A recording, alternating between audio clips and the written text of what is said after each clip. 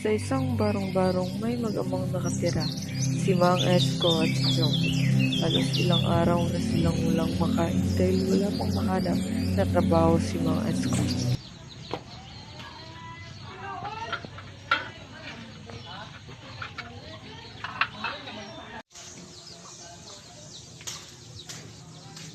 Ay, ang sakit ng tiyan ko.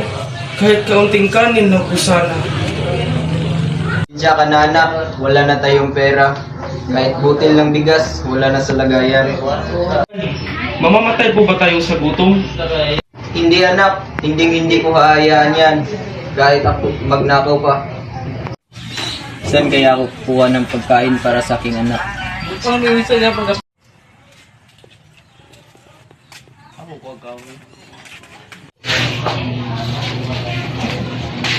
Ito, pagkain para sa aking anak.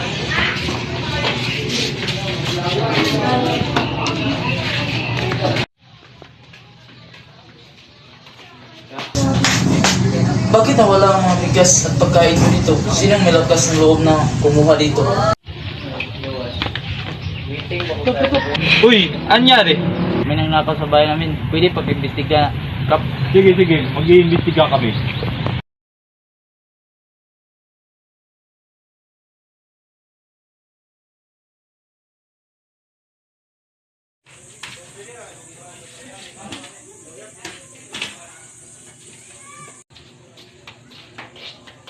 Hoy, ikaw! Ano yung ginawa mo? Mayari!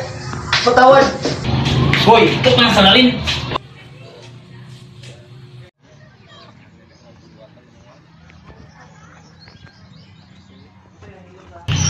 Kap, may nagnakaw doon sa bahay ni Mang Canteros. At saka nakabukod na.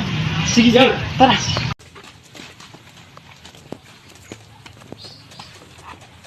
Uy, tama na yan. Huwag na gumagaway.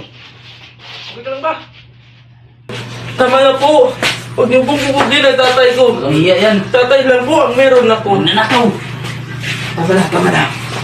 Tama na.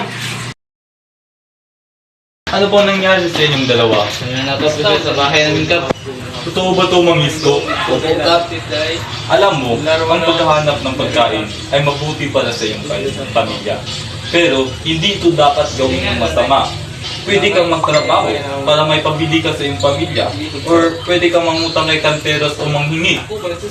Saan po, Kap? Huwag mo na yung gawin ha. Opo, Kap. Sige, huwag kang mag-alala. Bibigyan kita ng trabaho. At ikaw naman kanteros, huwag kang magpapadala sa emosyon mo para man lang makapatay ka ng isang tao. Pwede mo man lang itong isumbong sa amin. Kap, sige, magbating na kayo. Sinsya na po. Magmula sa araw na iyon ay nagbago na si Mang Esko.